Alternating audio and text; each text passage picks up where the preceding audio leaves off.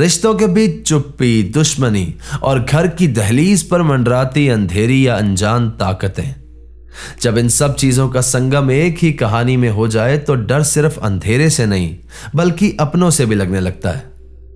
हर बार बुराई बाहर से नहीं आती, बहुत बार ये हमें उन लोगों से मिलती है जिनके साथ हम अपनी सारी जिंदगी उन पर भरोसा करके रहते हैं, लेकिन जब ये भरोसा टूट जाए तो उसके बाद इंसान किसी पर भी भरोसा नहीं कर पाता, चाहे वो अपना हो या पराया। आज की हमारी कहानी है एक ऐसे ही रिश्ते की जिस पर इंसान को सबसे ज्यादा भरोसा है, लेकिन जब काला जादू, टोना, ये सब चीजें अपनों में जगह बना लें तो घर मंदिर नहीं रहता, एक ऐसा मैदान बन जाता है जहां पर दुश्मनी, आत्माएं और अंधेरी ताकतें अपना काम पूरा करने आती हैं।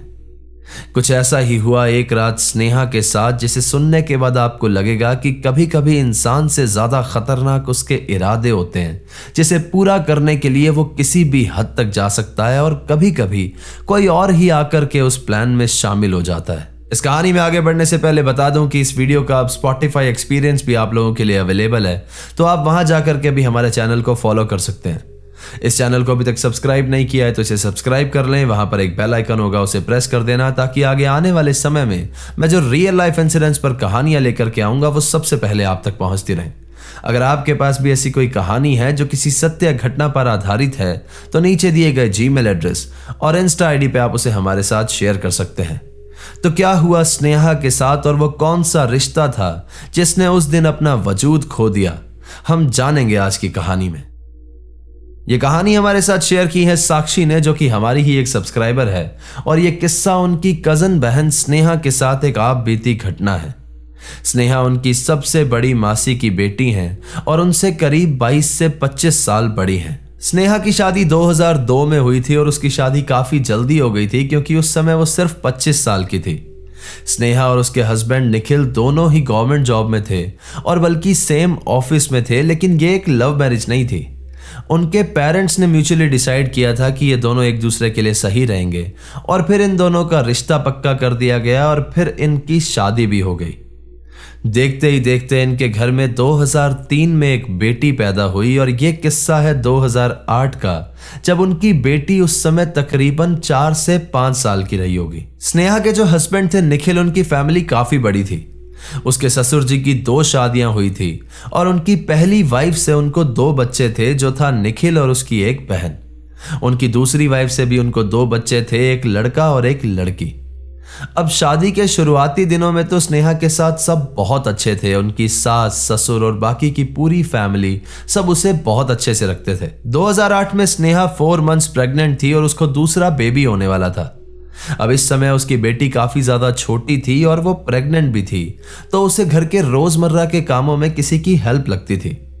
इसीलिए स्नेहा की छोटी बहन, जो कि उसी शहर में पढ़ रही थी और ग्रेजुएशन कर रही थी, वो साथ में आकर के इनके घर पे रह रही थी। अभी रिसेंटली इन लोगों ने एक रेंटेड अपार्टमेंट में शिफ्ट किया था। इससे पहले ये लोग गवर्नमेंट क्वार्टर्स में रहते थे और आपको तो पता ही है कि गवर्नमेंट क्वार्टर्स कितने पुराने बने होते हैं, और वैसे भी इन लोगों की फैमिली अब बड़ी हो रही थी तो इन्हें एक अपार्टमेंट रेंट करना ही बेटर डिसीजन लगा। ये जो अपार्टमेंट इन लोगों ने रेंट किया था वो भी इन लोगों के एक रिश्तेदार का ही घर था, और बेसिकली इनका जो लैंडलॉर्ड था, जो रिश्तेदार था, वो भी पास ही में रहता था और ये दोनों घर एक ही बाउंड्री में बने हुए थे। अब क्योंकि स्नेहा प्रेग्नेंट थी तो ये लोग ग्राउंड फ्लोर पर रहते थे। अब एक दिन की बात है जब निखिल, स्नेहा की बेटी और उसकी छोटी बहन, ये तीनों लोग मेले घूमने गए थे। इनके जाने के थोड़ी ही देर बाद बारिश स्टार्ट हो गई थी, तो स्नेहा घर के बाहर आकर के बैठ गई और इन लोगों के वापस लौटने का इंतजार करने लगी। काफी देर के बाद ये सब लोग वापस लौट करके आए तो इन्होंने देखा कि स्नेहा घर के बाहर बैठी हुई है और इनका इंतजार कर रही है। ये सब लोग उसके पास गए और फिर वहां से अंदर जाने लगे, लेकिन स्नेहा यहां पर अपनी जगह से टस से मस नहीं हुई। निखिल ने उसको घर के अंदर आने के लिए बोला, लेकिन स्नेहा कोई भी रिएक्शन नहीं दे रही थी और एक बुत बने हुए वहां पर बैठी हुई थी बिना किसी मूवमेंट के। निखिल को यहां पर काफी ज्यादा अजीब तो लगा, लेकिन फिर उसे लगा कि इसे शायद बहुत नॉशियस फील हो रहा होगा क्योंकि वो प्रेग्नेंट भी है, तो वो आराम से बाहर बैठी हुई है क्योंकि बाहर वेदर भी अच्छा है। तो ये तीनों लोग आराम से अंदर चले गए। ऐसे ही करते करते करीब आधा घंटा बीत गया, लेकिन स्नेहा अभी भी अंदर नहीं आई। तो अब निखिल उठ करके बाहर गया और उसे अंदर चलने के लिए कहा। लेकिन यहां पर निखिल ने जो देखा, यहां पर जो हुआ, उसे देख करके वो बुरी तरह से हिल गया था। इस बार जब निखिल ने उसे आवाज दी और अंदर चलने के लिए कहा तो स्नेहा के अंदर से एक अजीब सी गुर्राने की आवाज आई। उसने बहुत ज्यादा गुस्से में निखिल को देखा और गुर्राते हुए एक अजीब सा रिएक्शन दिया। यहां पर निखिल को थोड़ा सा डर तो लगा, लेकिन फिर उसे लगा कि शायद स्नेहा कहीं पर चौंक गई होगी या फिर उसे किसी की नजर लग गई होगी। अब तक यहां पर स्नेहा की छोटी सिस्टर भी आ चुकी थी और उसने स्नेहा की नजर उतारने का सोचा और वो अंदर चली गई खड़ी लाल मिर्च लेने के लिए। वापस आकर के वो स्नेहा के सर के ऊपर से लाल मिर्च घुमाने लगी तो स्नेहा ने बहुत ही अजीब तरीके से और गुस्से से उसका हाथ झटक दिया।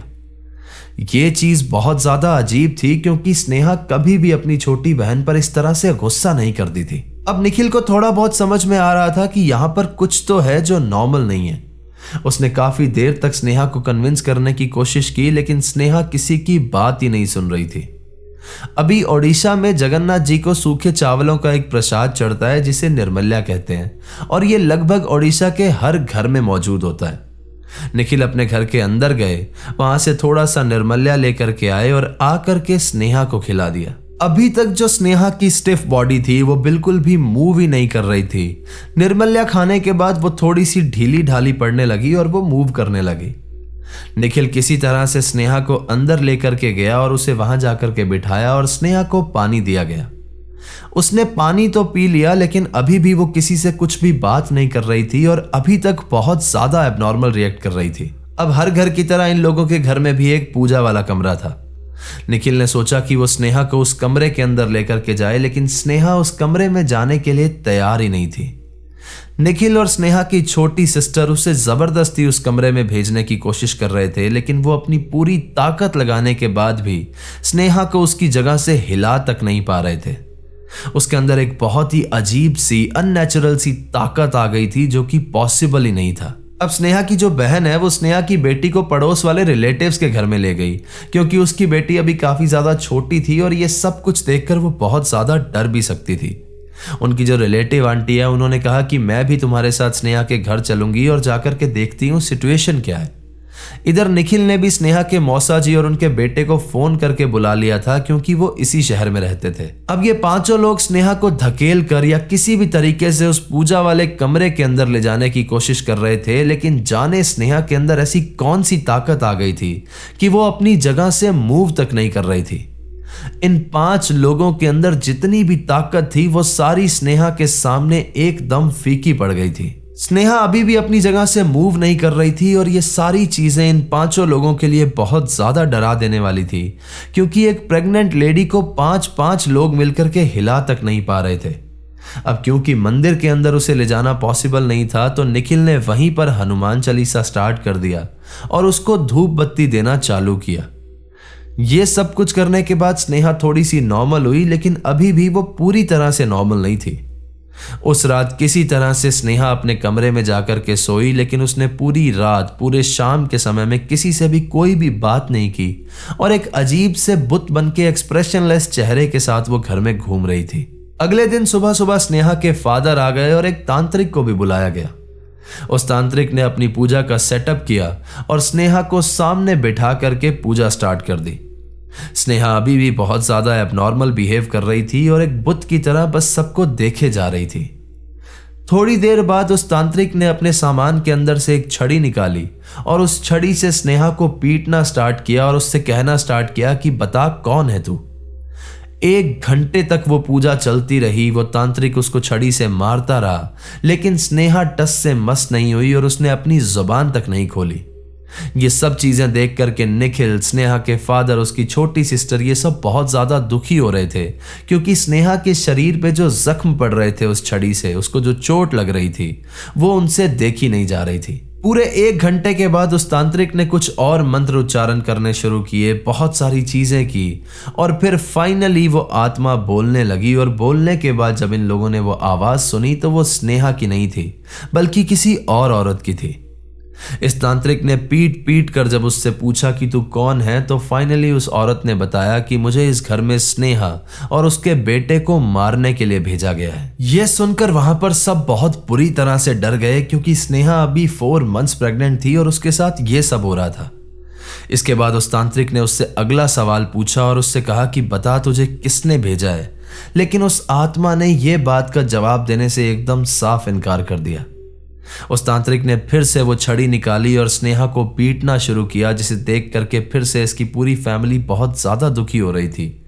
लेकिन स्नेहा के अंदर जो कोई भी आत्मा थी वो आवाज तक नहीं निकाल रही थी। काफी देर तक ये सब कुछ चलता रहा। वो तांत्रिक स्नेहा को उसी तरह से पीटता रहा, अपने मंत्र उच्चारण करता रहा और फिर फाइनली उसकी जुबान से एक शब्द और निकला और उसने कहा कि मुझे यहाँ पे कटक से भेजा गया है। इतनी मार खाने के बावजूद भी वो आत्मा अपनी जुबान खोलने को तैयार नहीं थी और बता नहीं रही थी कि उसे यहाँ पर किसने भेजा है, और अब उसके शरीर पर उसे मार का असर तक बंद हो गया था। घंटों तक वो तांत्रिक वहां पर अपने मंत्र उच्चारण करता रहा, उस छड़ी से स्नेहा को पीटता रहा और फिर फाइनली जाकर के उस औरत ने जवाब देना शुरू किया और ये पता लगा कि यहां पर उसे किसने भेजा है। जब ये बात सामने निकल करके आई तो वहां बैठा हर एक इंसान बहुत बुरी तरह से चौंक गया, क्योंकि उस आत्मा ने बताया कि उसे यहां पर निखिल की मां ने भेजा है अपनी बहू और उसके पेट में पल रहे बच्चे को मारने के लिए। निखिल ये बात सुनते ही सबसे ज्यादा शॉक्ड हुआ और वो बहुत बुरी तरह से रोने लगा, क्योंकि उसे अपनी मां से ये एक्सपेक्टेशन कभी भी नहीं थी। उसे समझ में नहीं आ रहा था कि उसकी मदर उसके लिए ऐसा क्यों चाहेगी कि उसकी वाइफ और उसके बच्चे को कुछ हो जाए। इसके बाद उस तांत्रिक ने उस आत्मा से कहा कि स्नेहा के शरीर को छोड़ करके चली जाए, लेकिन इसके लिए उस आत्मा ने एकदम साफ साफ इनकार कर दिया।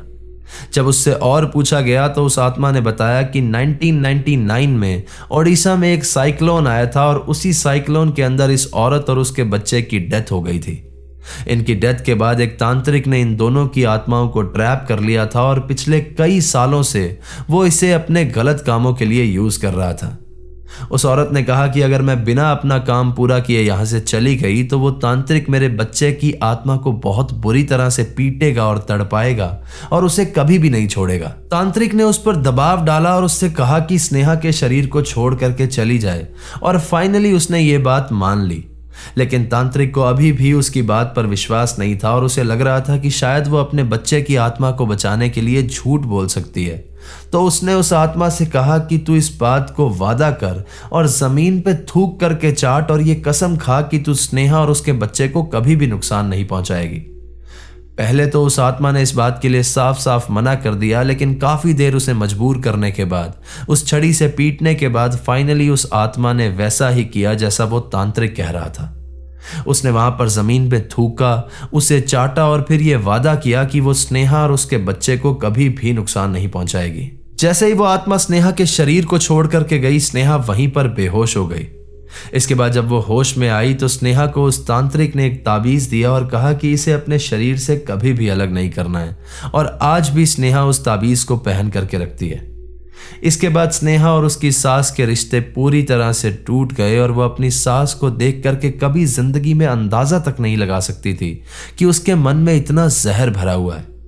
निखिल आज कभी कभी अपनी मां से मिलने के लिए घर पर चला जाता है, लेकिन उसके अलावा उन लोगों से उसका कोई भी कांटेक्ट नहीं है। इस इंसिडेंट के बाद स्नेहा को एक प्यारा सा बेबी हुआ और वो बिल्कुल हेल्दी था, लेकिन स्नेहा इसके बाद काफी बीमार रहने लगी थी। वो एक बहुत ही हेल्दी लाइफस्टाइल जीती थी, लेकिन उसके बावजूद वो मैक्सिमम टाइम बीमार ही रहती थी। इस इंसिडेंट के बाद स्नेहा के अंदर का डर बिल्कुल खत्म हो गया, क्योंकि वो बहुत ज्यादा पूजा पाठ करने लगी थी और उनके घर में बहुत पॉजिटिविटी भी रहने लगी थी, और इसके बाद उनके साथ फिर से ऐसा कभी भी नहीं हुआ। इसके बाद स्नेहा ने अपनी एक नई जिंदगी की शुरुआत की अपने बेबी के साथ और अपने हस्बैंड के साथ, और उन लोगों को एक चीज समझ में आ गई कि सबसे ज्यादा खौफनाक और डरावनी चीज अंधेरा नहीं होता, बल्कि वो हाथ होते हैं जो हमेशा अपना कह करके बढ़ाए जाते हैं और फिर पीछे से वो खंजर मारते हैं। जो आत्मा स्नेहा के अंदर बैठी हुई थी वो तो चली गई थी, लेकिन उसके अंदर का दर्द, उसकी कैद, उसकी मजबूरी, इन सब चीजों ने उसे बहुत ज्यादा इफेक्ट किया था। उस आत्मा को किसी ने कैद करके रखा हुआ था और जाने कितने सालों से अपने गलत कामों के लिए वो उसे इस्तेमाल कर रहा था। इसके बाद स्नेहा ने वो ताबीज पहना, पूजा पाठ बढ़ा दी और धीरे धीरे इनके घर में एक नई रोशनी आ गई। लेकिन स्नेहा के जहन में एक चीज घर कर चुकी थी, काला जादू, दुश्मनी, जलन। ये सब चीजें अगर एक साथ में आ जाएं तो किसी की भी जिंदगी को तबाह कर सकती हैं। और जब अगर आपको तबाह करने का इरादा आपके अपने ही रखते हो तो फिर भूत प्रेतों की क्या ही जरूरत है। तो ये थी आज की पहली कहानी दोस्तों। अब बढ़ते हैं हमारी आज की दूसरी कहानी की ओर, जो कि आई है ओडिशा से ही। इस कहानी का मुख्य किरदार है मुकेश और उसकी वाइफ नीलम। ये दोनों एक न्यूली मैरिड कपल थे और शादी के बाद ये लोग ओडिशा में ही एक अपार्टमेंट रेंट करके शिफ्ट हुए थे। सब कुछ एकदम बढ़िया चल रहा था, इनकी लाइफ सॉर्टेड थी, आपस में बहुत प्यार था। लेकिन सिर्फ एक समस्या थी कि नीलम घर पर एकदम अकेली होती थी जब मुकेश काम पर चला जाता था। वो सारा दिन घर पे बैठे बैठे बोर होती, क्योंकि उसके पास करने के लिए कुछ भी नहीं था और ये शहर उसके लिए नया था। अब नीलम घर बैठे बैठे काफी ज्यादा बोर होती थी, तो उसने सोचा कि मैं एक मेड हायर कर लेती हूँ, एटलीस्ट वो मेरे काम में हेल्प कर देगी और फिर मुझसे बातें भी कर लिया करेगी। उसने काफी दिन तक आसपास में पता किया, मेड खोजने की कोशिश की, लेकिन सारी मेड बिजी थी और सबके पास इनफ काम था, तो इनको मेड नहीं मिल रही थी। एक दिन नीलम आराम से अपने घर में बैठी हुई थी कि उसके घर की डोरबेल बजी। नीलम उठ करके जब बाहर गई तो सामने एक औरत खड़ी थी और दरवाजा खोलने पर उसने पूछा कि मैम, आपको कोई काम वाली की जरूरत है क्या? मुझे पड़ोस में ही किसी ने बताया था कि आप काम वाली ढूंढ रहे हैं। नीलम उसे देख करके काफी ज्यादा खुश हुई और उसने उसे अंदर बुलाते हुए कहा कि हाँ, मैं काम वाली ढूंढ रही हूँ, और फिर पैसे की बात डिसाइड करने लगे। नीलम को इस औरत का नेचर बहुत ज्यादा अच्छा लगा और उसने इस औरत को तुरंत अपने घर के काम के लिए हाँ कह दी। शाम में जब उसके हस्बैंड वापस लौट करके आए तो उसने शाम को अपने हस्बैंड को बताया उस औरत के बारे में और उसकी काफी ज्यादा तारीफें करने लगी कि वो बहुत अच्छे नेचर की है, वो बहुत अच्छी लेडी है, बहुत अच्छा खाना बनाती है, और उसे फिर उसका बनाया हुआ खाना भी खिलाया। मुकेश को भी फाइनली खुशी हुई कि अब नीलम के पास कोई बात करने के लिए है और वो एटलीस्ट घर पे बोर नहीं होगी। ये सब कुछ चलते चलते 3 महीने हो गए और इन 3 महीनों में मुकेश ने एक चीज ऑब्जर्व की कि नीलम उस औरत की बहुत ज्यादा तारीफ करती है।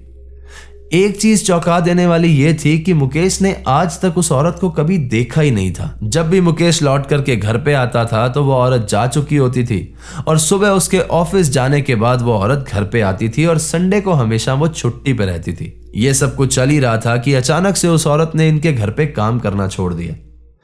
नीलम को समझ में नहीं आया कि ऐसा क्या हुआ कि अचानक से उसने घर आना छोड़ दिया, काम करना छोड़ दिया और उसका नंबर तक नहीं मिल रहा था। नीलम बहुत ज्यादा दुखी थी क्योंकि इस औरत के रूप में उसे एक दोस्त मिल गई थी जिससे वो हर तरह की बात कर सकती थी, सब कुछ शेयर कर सकती थी और वो बहुत ज्यादा टेस्टी खाना भी बनाती थी। ये सब कुछ मुकेश ने बहुत ज्यादा नॉर्मली लिया, लेकिन नीलम इसके चलते बहुत ज्यादा दुखी रहने लगी थी। लेकिन इसके बाद क्या होने वाला था, इन दोनों ने कभी अपने सबसे बुरे सपने में भी नहीं सोचा था। एक दिन सुबह सुबह नीलम उठी तो उसने देखा कि उसके बाल आधी लेंथ के कटे हुए हैं और साइड में रखे हुए हैं।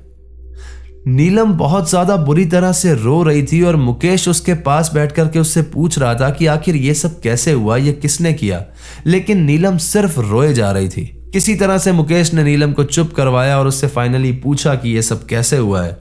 तो नीलम ने बताया कि वो काम वाली फिर से आई थी और उसने मेरे ये सब बाल काट दिए और उसी वजह से वो बहुत ज्यादा रो रही थी। मुकेश को इस चीज से बहुत ज्यादा गुस्सा आया और उसने आस पड़ोस में जब उस औरत के बारे में पता किया तो ये बात निकल करके सामने आई कि वैसे दिखने वाली कोई भी औरत आज तक उस लोकेलिटी में देखी नहीं गई। इसके बाद जब सीसीटीवी कैमरास चेक किए गए तो उनके घर के बाहर या फिर उस लोकेलिटी में वैसी औरत को आज तक कैमरास ने भी कैप्चर नहीं किया था। यानी ये कोई औरत नहीं, ये एक छलावा थी जो कि सिर्फ नीलम को दिखाई दे रही थी और नीलम इस चीज को सच मान करके बहुत ज्यादा इमोशनली उसके साथ अटैच हो गई थी। हालांकि इस घर के पास में जो ग्रेवयार्ड था उसके हॉन्टेड होने का आज तक कोई सबूत या कोई रिपोर्ट तो सामने नहीं आई, लेकिन नीलम और मुकेश को लगता है कि वो ग्रेवयार्ड ही कारण है ये सब कुछ होने का। तो ये थी आज की कहानी दोस्तों। अगर कहानी आपको पसंद आई है तो इस वीडियो को लाइक कर दें, हाइप कर दें और अपने कमजोर दिल वाले दोस्तों के साथ शेयर कर दें। अगर आपने अभी तक इस चैनल को सब्सक्राइब नहीं किया है तो इसे सब्सक्राइब कर लें। वहां पर एक बेल आइकन होगा, उसे प्रेस कर देना ताकि आगे आने वाले समय में मैं जो रियल लाइफ इंसिडेंट्स पे कहानियां लेकर के आऊंगा वो सबसे पहले आप तक पहुंचती रहें। अगर आपके पास भी ऐसी कोई कहानी है जो किसी सत्य घटना पर आधारित है तो नीचे दिए गए जीमेल एड्रेस और इंस्टा आईडी पे आप उसे हमारे साथ शेयर कर सकते हैं। एक बार और याद दिला दूं कि इस कहानी का स्पॉटिफाई एक्सपीरियंस भी अब अवेलेबल है, तो आप वहां जाकर के भी हमें फॉलो कर सकते हैं और अपना सपोर्ट शो कर सकते हैं। तो चलिए दोस्तों, अपना ख्याल रखिए, खुश रहिए, हंसते खेलते रहिए। मिलते हैं अगली बार ऐसी ही किसी खौफनाक कहानी के साथ। सायोनारा। हर हर महादेव।